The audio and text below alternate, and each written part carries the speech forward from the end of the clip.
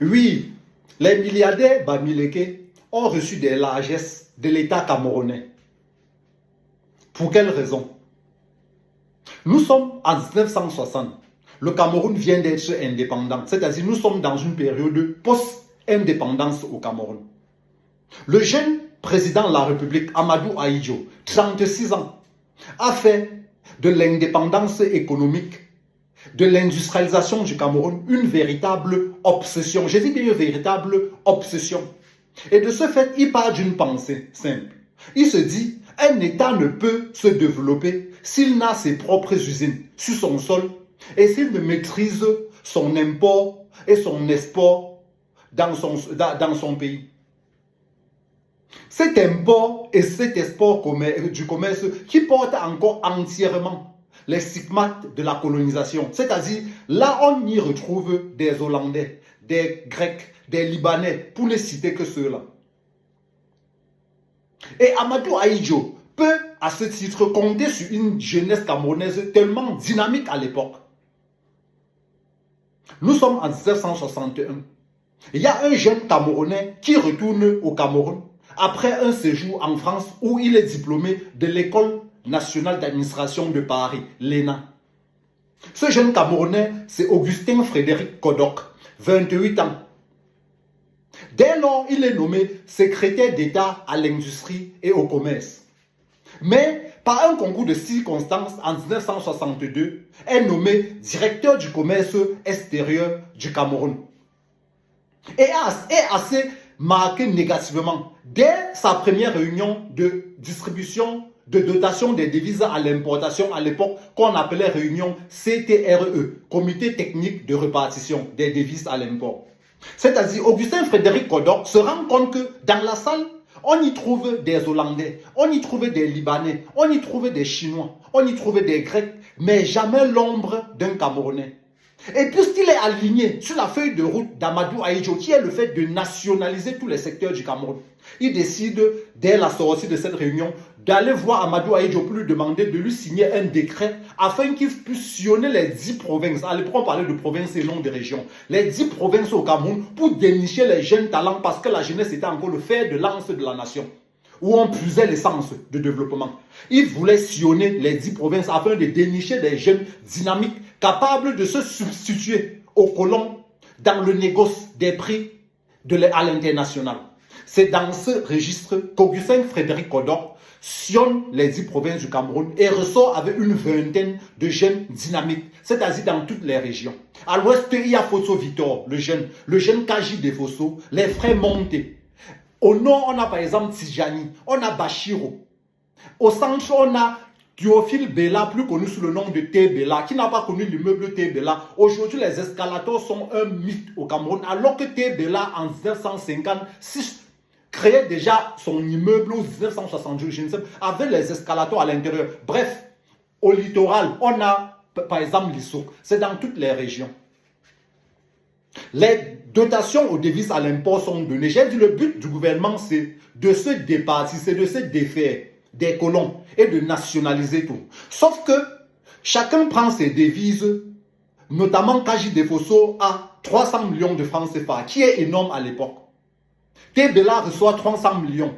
Tidjani reçoit 200 millions. Bref, les devises sont reparties et c'est à chacun de pouvoir mettre en place sa stratégie. C'est là où d'aucuns ont échoué et d'aucuns ont réussi. Comment ça se fait? Pour parler de cela, on va se focaliser sur un jeune dynamique de l'époque et reconnu par tous. Ce jeune, c'est Fosso Victor. Kaji de Fosso suit la même gangrène et le Nord suit la même chose. C'est-à-dire, au littoral et chez les Écans, on préfère jouer à la mauvaise politique, c'est-à-dire la politique de l'autruche. Et Kodok l'avait dit.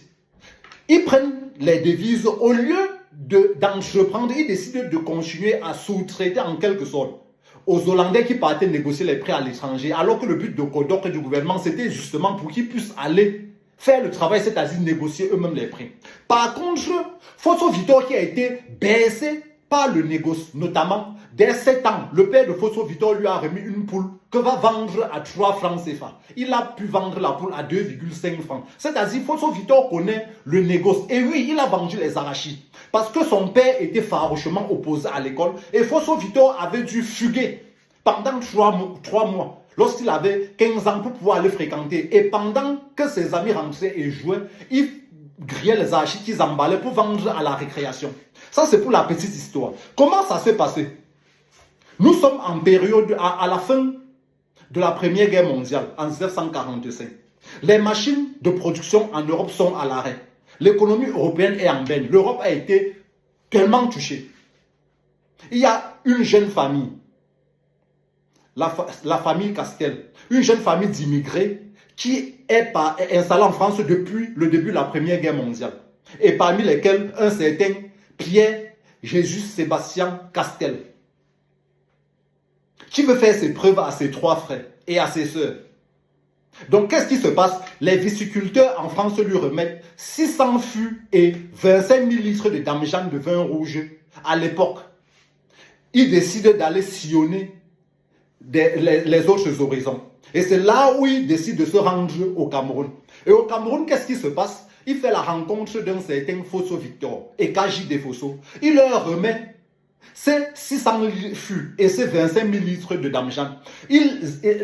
Kaji de Fosso et Fosso écoulent ça en un temps record. Ici, quand tu vis chez le Watt, c'est la première impression qui compte. Ça veut dire que quand tu le marques positivement, la première impression, même si tu motors derrière, lui, il garde la première impression. Donc, c'est comme ça que Fosso Victor gagne les largesses de Castel qui n'a que 20 ans. Il est très jeune. Et lui, mais aussi, il a arrêté l'école à 12 ans. Donc, ils ont plusieurs points en commun. C'est là où Fosso Victor devient le représentant de la filiale du groupe Castel qui se charge de l'Afrique. On appelle ça BGI. Brasserie Glacière Internationale. Voilà comment la confiance naît entre Castel et Fosso Victor, qui l'aide d'ailleurs à construire son premier centre commercial à Balmayo.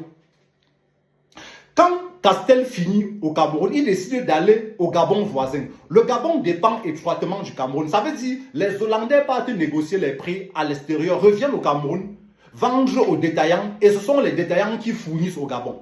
Donc, Castel tombe sur qui? Sur Albert Bongo, dit Oma Bongo, un jeune, qui le présente à Liomba, le président gabonais de l'époque. Et il décide donc justement de mettre en place la société brassicole du Gabon, la Sobraga.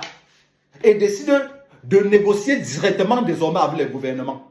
Voilà comment les Hollandais qui dépendaient au Cameroun de Pierre Castel, entre guillemets des grossistes, se voient pris au piège. Et quand ils se voient pris au piège, les nordistes, les entrepreneurs Sawa et les entrepreneurs Ekan, qui avaient fait l'autruche en partant encore négocier avec les Hollandais, se trouvaient pris au piège. Voilà la raison pour laquelle ils ont chuté, pendant que ceux qui ont pris l'initiative, comme les Fosso Victor, les Kaji, et au nord, de prendre le risque d'entreprendre eux-mêmes, de faire le négoce eux-mêmes, ont continué à éclore. Voilà la simple raison. Sinon, au Cameroun, tout le monde a profité des largesses du gouvernement, parce que c'est ça le rôle du gouvernement. Le rôle de l'État, c'est justement d'aider les jeunes à entreprendre. Et c'est ce que l'État a fait. Donc, quand je vois des personnes se lever aujourd'hui et dire qu'il n'y a que les Bamileke qui ont... Non! Les nordistes ont profité, les Sawa ont profité, les Ekans ont profité, les Bamileke ont profité. La différence a été au niveau de la stratégie adoptée après avoir obtenu les devises à l'importation. Voilà.